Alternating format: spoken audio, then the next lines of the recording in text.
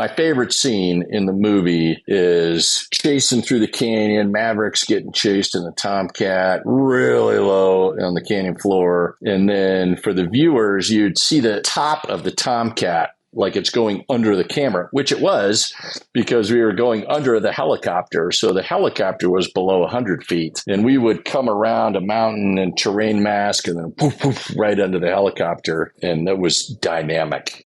Someone cares about you. There's a reason why your heart is beating. You still have a purpose. Don't give up. It's important to know that you're not alone. You're not alone. You're not alone. You are not alone. Today's guest is Scott Intake Kartvedt, and he said yes to opportunity his entire life, landing him in the cockpit of a Blue Angel and on the big screen as a stunt pilot in Tom Cruise's sequel to Top Gun, Maverick.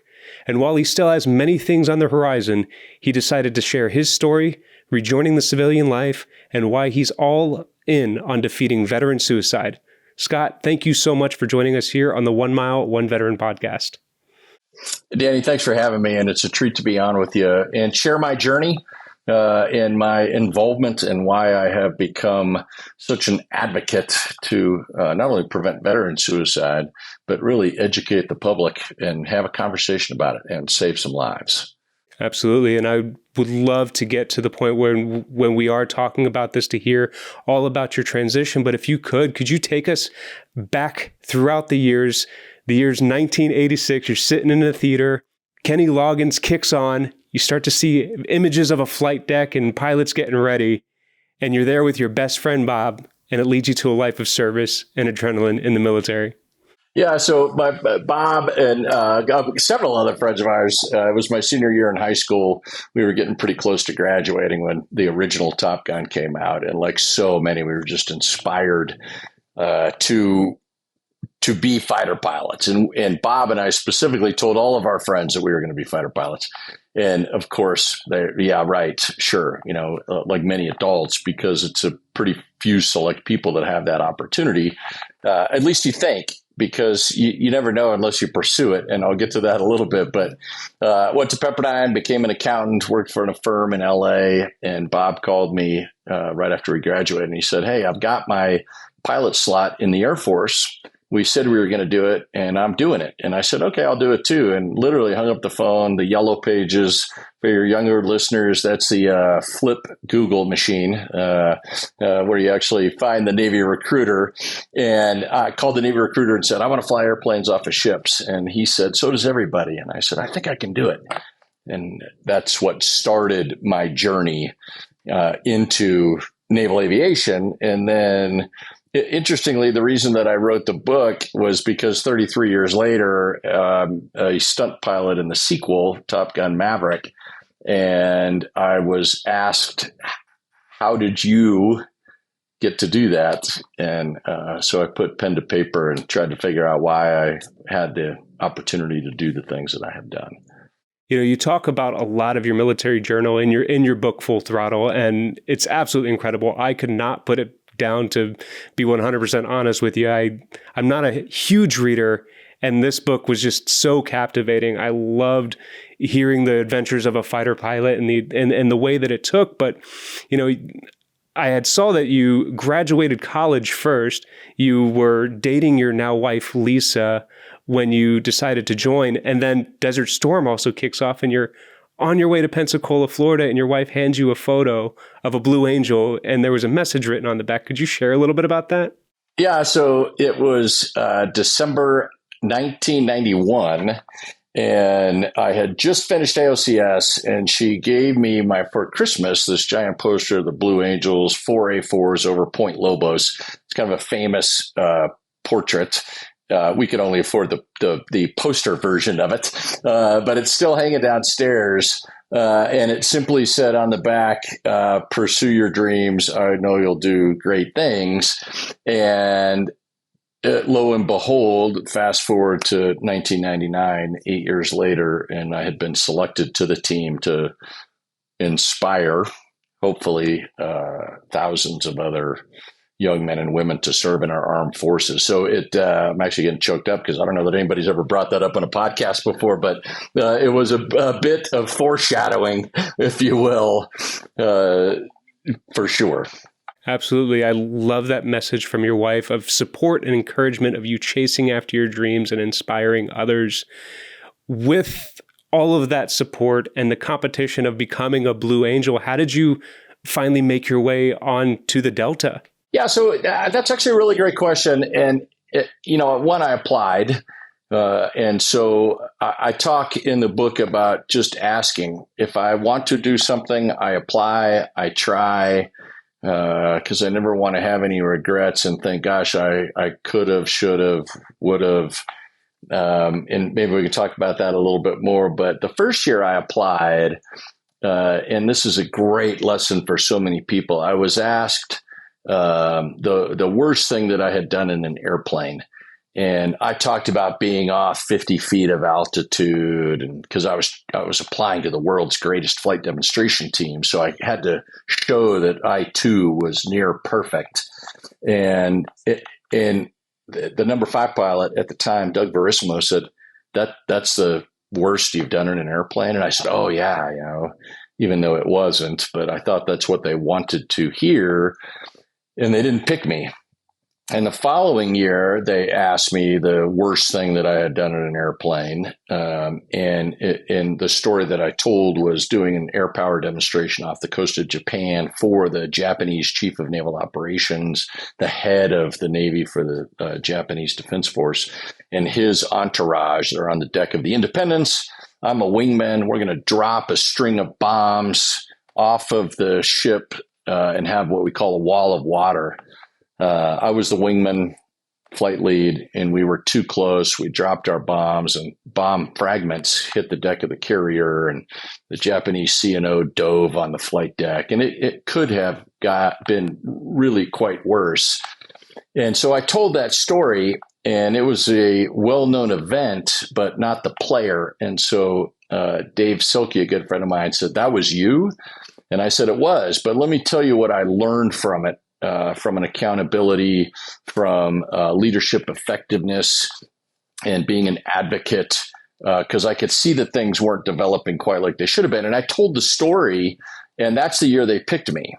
And the lesson in it is that be transparent, be honest, and own the errors in your life, because only once you own them and accept responsibility for them can you learn and improve and be better.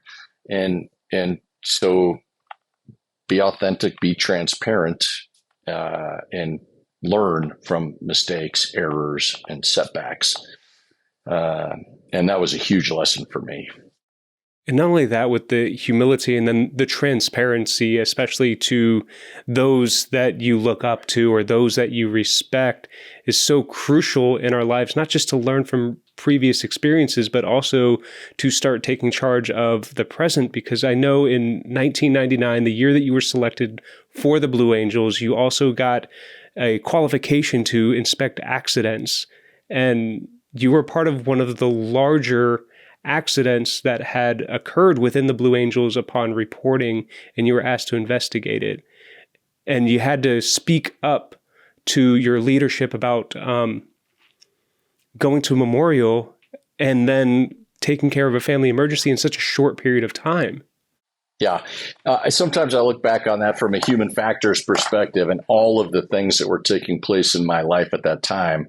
And so in June of 1999, when I was an instructor in VMFAT 101, we lost an aircraft and had one fatality, 2 people in the airplane. The instructor got out, the student perished.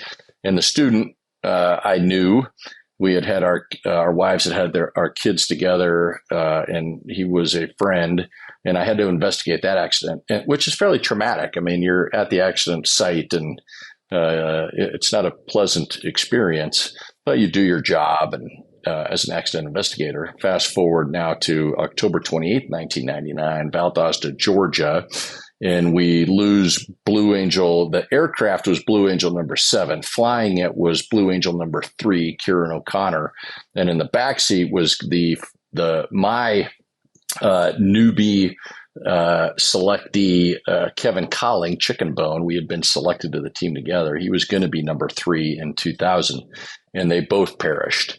And the boss number one, asked me to investigate the accident, as I was the only person with the qualification and the expertise. And I said, I don't want to do that. I can't do that, like emotionally. And he said, I need you to do it. And so I compartmentalized and did what needed to be done. But as a lieutenant in 2003 in the Navy, we were there. They were getting ready to have the ceremony back in Pensacola. I'm in the middle of this debris field in Georgia with the other Blue Angels that were there to help clean up the site as we were investigating it.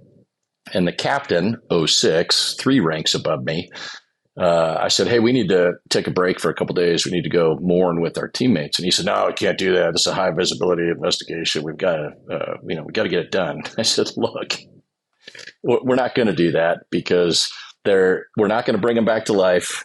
And the outcome of the accident isn't going to change. Nor is the cause. But if we don't mourn, we will carry this with us for the remainder of our lives. We have to go back and be with our team and go through this process. And he said, okay. I mean, there was no argument, right? And so we went back and we were afforded the opportunity to do that.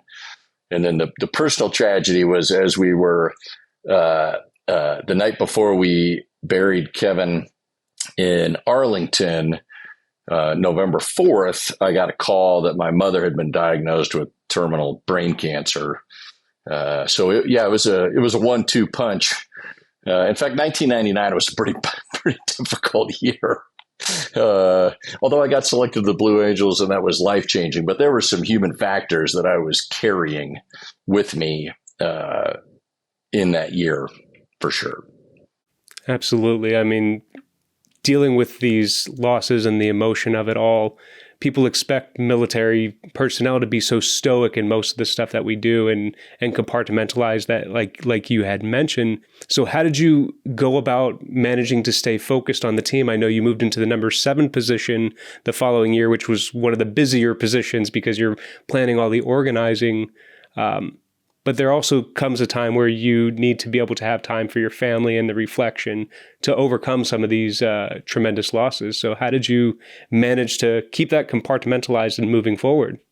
Well, as a fighter pilot, we're pretty good at compartmentalizing because you have to be in the moment. And so that's part, I don't want to say it's part of the training, but it's certainly something that happens. And but, I had tremendous support from Lisa. She had the home front while I was out doing the Blue Angel thing. She knew the challenges because I was able to call and chat with her. In fact, the day that Boss Driscoll asked me to investigate Kieran and Chicken Bone, I actually called her that night and I was sobbing and said, I don't know if I can do it. And she has always been really great at teaming with me to work through those things. But I didn't realize the burden that I was carrying until I landed my final flight in 2002 in the number 5 jet, lead solo pilot, flew with Blue Angels, 3 successful years. And I touched down in Pensacola, and as I'm rolling out, I just start sobbing and sobbing. And it wasn't because it was my last flight in the Blues. It was because I had survived. And I don't want your listeners to think that it's a high risk endeavor because we mitigate that risk. But when you start your term with the Blue Angels by losing 2 teammates and then carry that with you for 3 years of dynamic flying, I didn't realize. I mean, I could feel my shoulders relax. And just the load had come off that I had successfully completed that tour. So when we got back, we're shaking hands and clearly my eyes were red. And all my friends were like, oh, we knew you were going to cry because you're going to miss it so much. And I just smiled and laughed. But that wasn't the reason that I was crying. I was finally able to really express and let all of that come out. And it was a big deal for me. Absolutely. I mean, all of that emotion built up over those 3 years, coming into the Blue Angels the way you did. Now, there was also a lot of fun and excitement. I mean, I only have about 20 hours of flight time in a Cessna. And I remember the first time my flight instructor asked me to start doing stall maneuvers. I remember thinking to myself, he expects me to do what? Put this plane into a free fall and just be okay with that? Now, you're doing much more dynamic maneuvers. You're doing loops and barrel rolls and formation flying. And that's just with the Blue Angels, not to talk about the stunt flying. So what did your inner voice say to you the first time you attempted to do something dangerous in your plane? And has that shifted over the years? I never really considered anything dangerous, thinking like this is going to be dangerous and I shouldn't do it. I thought that this might be high risk and we should talk about it and mitigate it before we go out and execute it. And that was really evident when we filmed Maverick, because it was exceptionally dynamic flying. But the training and the briefs and the debriefs that go into a career of fighter aviation, and letting go of your ego to learn every day and be safe, you fight the urge of the watch this, so that if you ever think watch this and you're going to do some sort of barnstorming, if you will, you know that maybe I'm not going to do that because I'm getting ahead of myself. Well, all that mitigation and talk can definitely probably lessen a lot of those spikes in emotions, because you're putting your mindset into, as long as we do the right thing, we're going to be able to have the results that we're expecting, right? Yeah. On that note of the danger, I was in command of an F-18 squad, or in the Persian Gulf, or actually the North Arabian Sea, supporting Operation Enduring Freedom in Afghanistan. And I'm on downwind one night, and I look down over, and I can see the aircraft carrier light, and I can see another light coming down, and one light hits the other light. And that's what a carrier landing looks like when you're one of the other planes. And I thought, that's the dumbest thing I have ever seen, and I'm next. And so that's when I thought, maybe in my mid 40s, it might be time to do some different things, because I thought, that's really crazy. You know, you brought up landing on a carrier, and a lot of our other pilots that we've had on the show, and those that listen are probably going to hate me for saying this, I believe the Navy has the best pilots in the world because of that ability to not just land on an aircraft carrier, but also to be able to take off. Because from what I understand, you have no control really in the takeoff. Yeah. I mean, you're either going to have the end speed or you are not. And that's the lack of control. And so people always talk about, tell me about the landing. It's got to be so scary. And landing isn't scary because you're flying and you can go around at any point. It gets dicey if you're low on fuel and you're in the middle of the ocean and there's some other extenuating circumstances. But at night, a catapult shot at night, I tell people it's like getting shot into the inside of a basketball. I mean, there's a little bit of ambient light on the ship, and then as soon as you launch off the end, woof, I mean, it just goes black, with the exception of the heads-up display and the lights in the plane. Your vestibular system thinks that you're pitching up because of the acceleration and the cilia in your ear, so you have to not believe the seat of your pants, all those kind of things. That sounds absolutely wild. Now, your career took you and your family all over the world in many different positions, including the combat fighter pilot in Afghanistan, an admiral's aide, and even a commanding officer. But after your tour at the Pentagon, you and your family decided it was time to retire in the Navy. You were getting a little bit older, and you started thinking, what's next on the horizon for yourself? And I'd love to know, what was that transition like for you? Well, so we actually, from the Pentagon, I was running the F-35 program for the Navy. And when they needed to stand up the first stealth squadron, they asked me to do that. So I commanded the first stealth fighter squadron in the Navy down at Fort Walton Beach at Eglin Air Force Base, because at the time it was joint. So Air Force, Navy, Marines were all down there. And my kids were getting older. The oldest was sophomore in high school. The youngest was in 8th grade. And when you asked them where they grew up, they didn't have an answer. And so Lisa and I talked, and we decided that we had better tap some roots somewhere, or they will never come home, because where we are won't be home, because that's not where they grew up. And so we made the very difficult decision to retire. We moved to Colorado Springs. Wyatt got to finish his last 2 years in high school. Nick got all 4 years in high school, and it was probably the best decision that we have ever made, to not to get out of the service, but to prioritize the family and focus at that moment, because it has worked out quite well for us. And the kids love coming home, which is really why we did it. So it's great. Yeah. So how was that for you? What obstacles do you feel like you ended up facing? Because with the military and the long career that you had, especially the intense relationships that build up amongst squadron members, you generally know a lot of your community, or you get thrust into a community where you feel like you already know everybody. And becoming a civilian, that, like, I don't know of any fighter squadrons that are like just out in the middle of nowhere in the civilian world. Right. Yeah. As we had made the decision to retire, we were driving from Florida to Colorado. I remember telling Lisa, I said, I don't know how to make friends.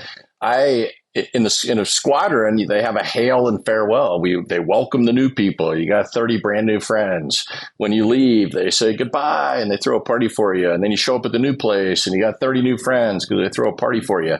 And so we got to Colorado Springs, and I for 22 years, they'd always thrown a party. So, and then the transition is not away from flying airplanes. It's away from the people. And the challenge is that I talk to veterans about, and civilian people, so that they can understand it, right? In the military, what's your favorite football team, Danny?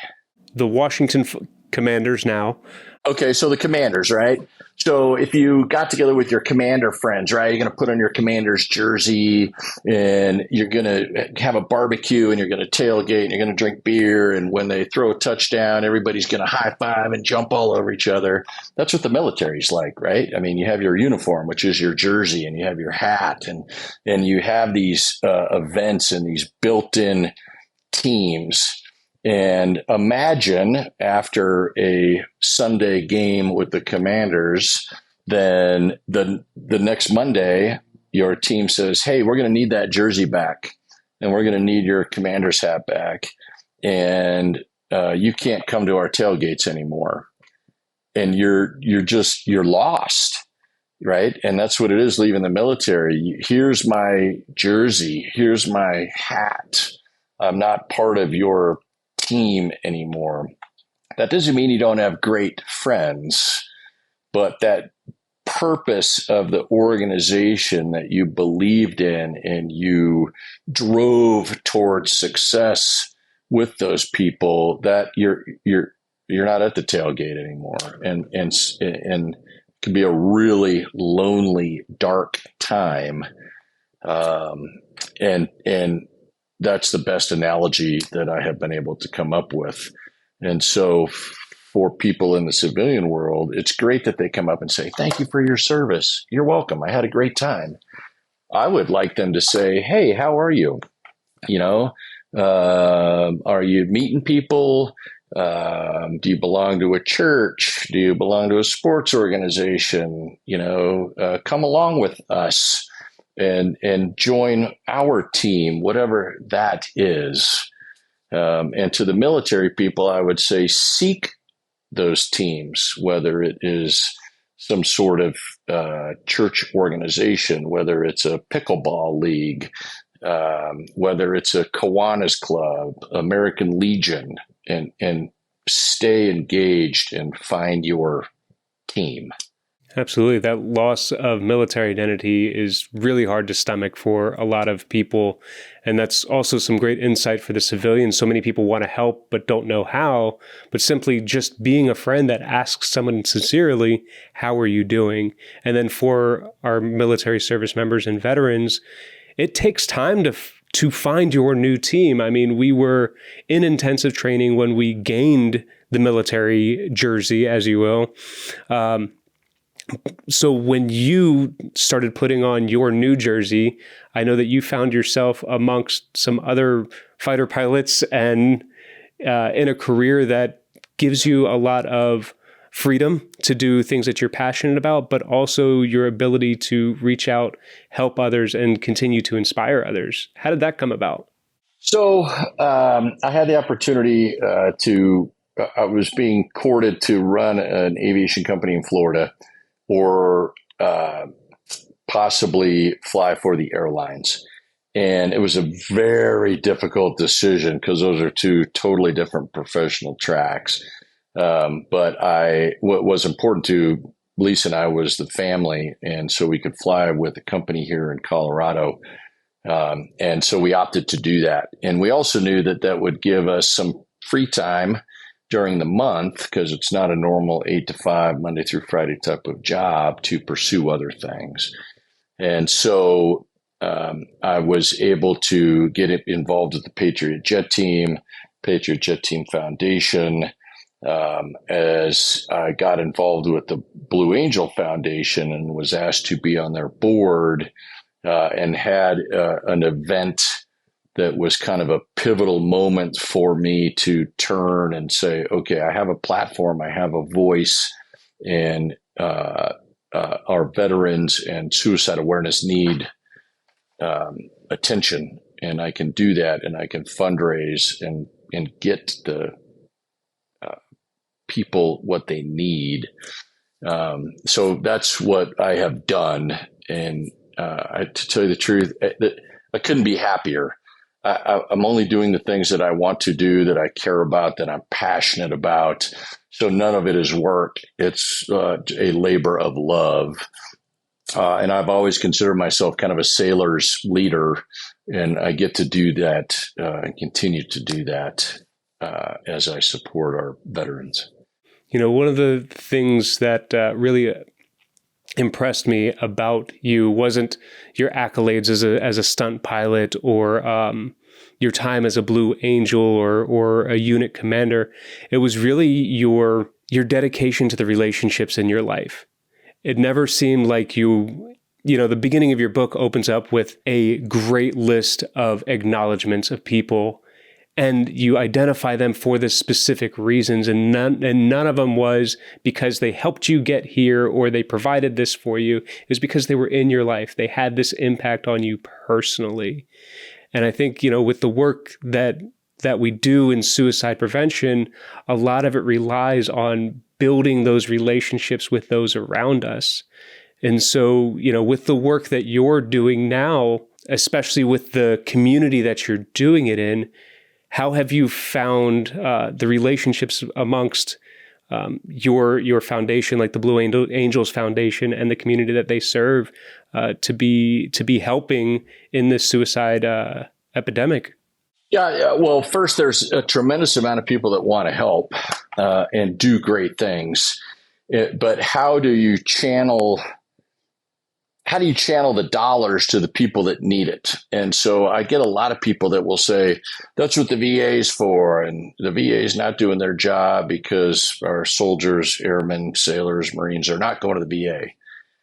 Well, they're not going to the VA because they are concerned about their careers, and they misperceive that somehow it could have an effect if they say, I need help. They'll go in and say, my arm is broken, but they won't say that I need help mentally, and I'm having some thoughts or concerns, and I would need to talk to somebody.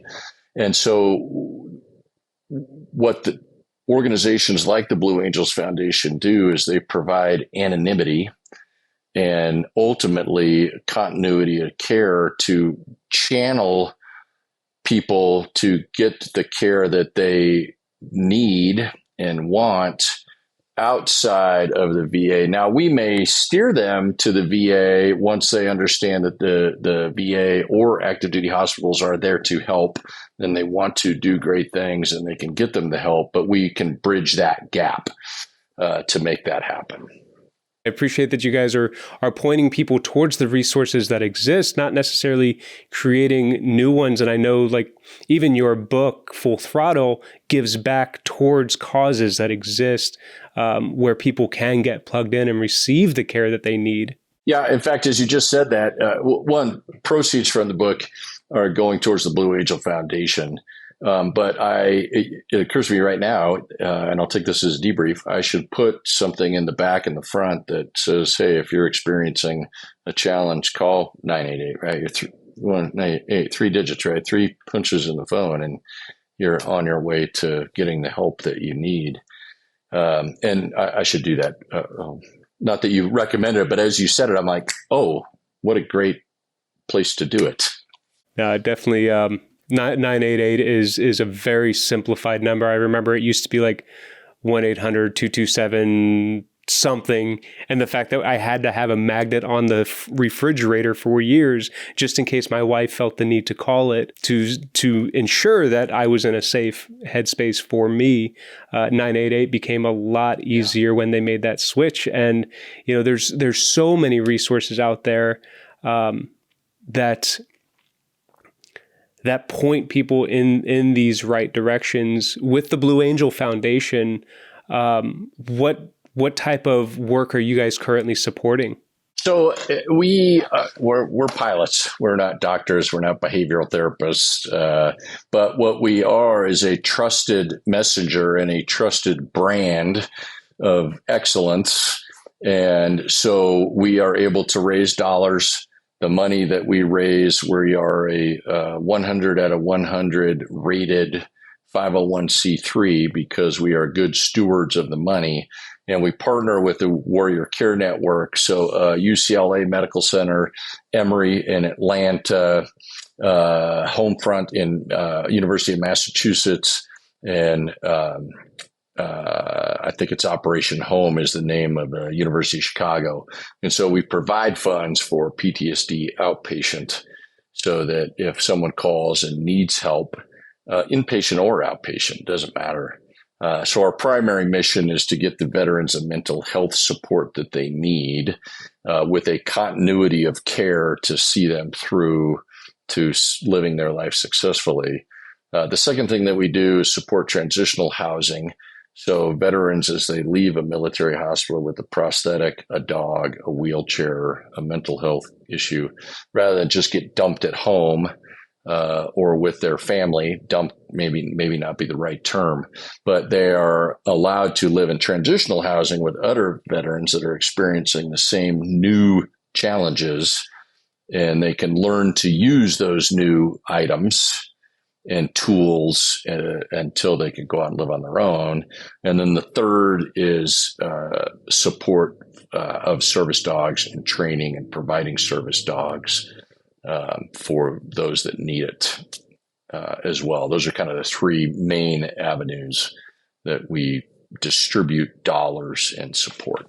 It's absolutely incredible. Thank you for the work that you're doing with them. I know you go out and speak, you do fundraising and all sorts of stuff, but I know that you also, over the years, have continued to fly with the Patriots, which led to some exciting opportunities. And I just want to be able to bring a little bit of levity and hear about, and give our audience a chance to hear about one of the most amazing scenes that's ever been filmed. And I would love to know how you coped with dealt with like the anxieties, because stunt piloting is way different than being a fighter pilot or a Blue Angel, because now you have a camera within 3 feet of your jet, and you guys are having to fly really, really close through really dangerous terrain. What was it like going through that, flying with a new team in probably more dangerous conditions than you had aside from combat, and then seeing the whole scene come to life on the big screen? Well, to see it in the big screen was wild, and to see what we filmed converted into cinema on the big screen. I mean, we filmed it in 8K, but the flying that we did, I'm always hesitant to say dangerous. I like to use the term high risk, and we mitigate that risk. But we would start with a storyboard, which is just like a two-dimensional, almost like a newspaper type of cartoon image in the morning. And they would say, look, these are the storyboards that we want. This is the shot that we want. And then Randy Howell and I, the two pilots that were doing the flying for the final portion of the movie, when Maverick and Rooster steal the Tomcat and fly through the canyon, and Kevin LaRosa was the aviation stunt coordinator, and he was flying the camera airplane, the airplane and the camera helicopter. And so we would get together and walk through what's the communication going to be, how are we going to make this safe? And we would literally walk through it and where the planes would be and what the communication would be, and then how we would debrief, who would start the debrief so that we could get the right shot as they were filming. If you were too high in the back, to step down, and the angles of the camera. So it's all about the lights, the lens, and the location. And so we'd have to debrief that real time. But my favorite scene in the movie is chasing through the canyon. Maverick's getting chased in the Tomcat really low on the canyon floor.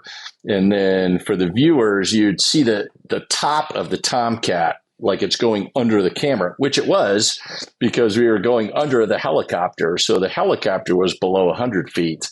And we would come around a mountain and terrain mask, and we're doing this. And then you see the helicopter, call contact, and then poof, poof, right under the helicopter. And that was dynamic. So seeing that, Randy and I were, we'd elbow each other and go, oh, did you see that? That's awesome. Huh? That's absolutely incredible. Thanks so much for sharing that. I think if I had one or two Hollywood moments that stand out to me, Top Gun obviously is one of them. And the sequel, Maverick, was absolutely incredible. The flying that you and your team trained the actors to do, the expressions that you trained, and then that final scene as they're fleeing the hostile territory was definitely a nail biter. So kudos to you. And I'm so glad that you got to have that full circle moment in your life. Like, that's absolutely incredible. I still pinch myself for sure. Now, I know for a lot of our military veterans, that transition doesn't always end up living a life of dreams, at least not right away. It takes time to get there, and you've invested a lot of time post-service. But for many of our veterans, too many each year, they're just not making it to the next step, and they're dying by suicide. Are there any words of hope that you would like to bring to our veterans? Yeah, absolutely. One, there are tremendous resources out there. A mental health issue can be perceived as a weakness, and it's not. It's not. It is just something that that isn't functioning correctly, the same as when an arm breaks, which would be a physical break. And so get the help, ask for help, and you're loved, and people care for you, and you impact people's lives favorably. And so ask for help. And if you don't feel that you can ask somebody that you know, then 988, 3 finger pushes, and you can talk to a professional that can assist you and work you through. Maybe it's a speed bump, maybe it's more than that, but it will start the road, and your life is worth living. So ask for the help, and because people love you. Well said, Scott. Thank you so much for this conversation. And if anybody is looking to find you and support your work, whether it's to hire you to fly inverted in a Lay's commercial, or to hear you speak and provide some inspiration, where can they find you? So scottkartvedt.com, SCOTTKARTVEDT.com. And if you just want to give to the Blue Angels Foundation, it's really easy, blueangelsfoundation.org.